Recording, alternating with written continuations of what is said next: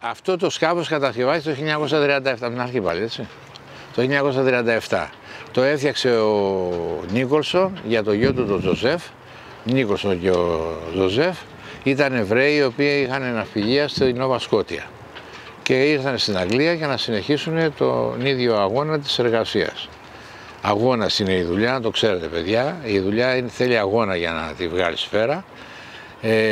Όταν φτάσανε στο σημείο και το τελείωσε, αφιερώσει το βιβλίο που σας έδειξα προηγουμένως, αυτό εδώ, άφησε αφιερώσεις για το γιο του, ότι το αφήνω στο γιο μου για το μοναδικό που θα φτιάξω, γιατί θα συνεχίσει τις εργασίες και θα γίνει ναυπηγός. Από αρχιτέκτον οικοδομών έγινε ναυπηγός.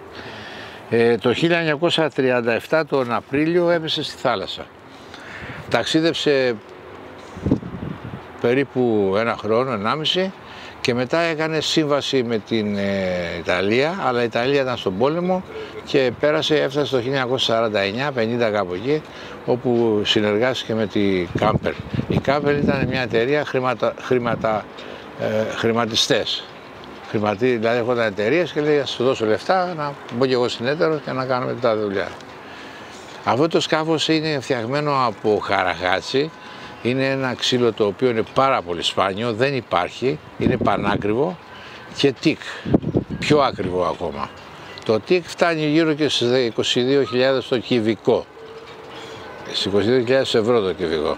Είναι όλο τικ απάνω, ό,τι βλέπετε εδώ είναι όλο τικ, δεν υπάρχει τίποτα, ούτε μαόνι, ούτε ιρόκο, ούτε τίποτα. Και μέσα είναι φτιαγμένο από μαόνι και είναι αντίγραφο μέσα όπως είναι το βιβλίο, δεν έχει αλλάξει τίποτα, όπως είναι οι καναμπέδες, όπως είναι η κουζινούλα, όπως είναι τα πάντα του όλα, είναι το ίδιο φτιαγμένο όπως το βιβλίο. Τώρα για να κάνω μια αναπαλαίωση, πρέπει να έχουμε στο μυαλό μας την εικόνα πώς ήταν το σκάφος. Γιατί άμα αρχίσουμε να βάζουμε υπερκατασκευές και οτιδήποτε άλλο, έχουμε ξεφύγει από το πραγματικό. Γι' αυτό αφήσαμε και το ίδιο άλβουρο, αφήσαμε και την ίδια μάτσα, και τα ίδια πανιά σχεδόν. Μπορώ να σου πω, τα πανιά αυτά είναι σαν 35 χρονών και όμως τα προσέχουμε, τα πλένουμε, τα καθαρίζουμε για να μην σαπίσουν και τα πετάξουμε.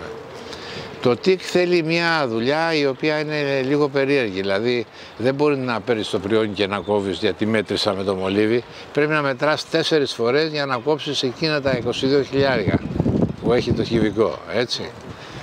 Είναι πάρα πολύ δύσκολο η αναπαλαίωση, πρέπει να μελετάς κάθε κομματάκι που θα βάλεις και πρέπει να μελετάς και κάθε τι που θα του προσθέσεις επάνω. Θα του αλλάξω τη μορφή, θα του χαλάσω το design του. Αν του χαλάς δεν το βάζεις, το ξεχνάς. Προτιμάς να κουράζεσαι να φτιάχνεις κάτι παρά να χαλάσεις το σκελετό του, να σου καταλάβεις. Αυτό το σκάφος ταξιδεύει τώρα υποχρεωτικά, πρέπει να κάνει γύρω στα 120 μίλια σε αγώνες του ομίλου ή οτιδήποτε άλλο, για να μπορέσει να διατηρήσει τη θέση την οποία βρίσκεται σήμερα. Αλλά επειδή ταξιδεύει πάρα πολύ καλά και τρέχει πάρα πολύ, πάει γύρω στα 6 μίλια με τα πανιά, έχει πάρει στους 8 αγώνες, έχει πάρει 7 κύπελα.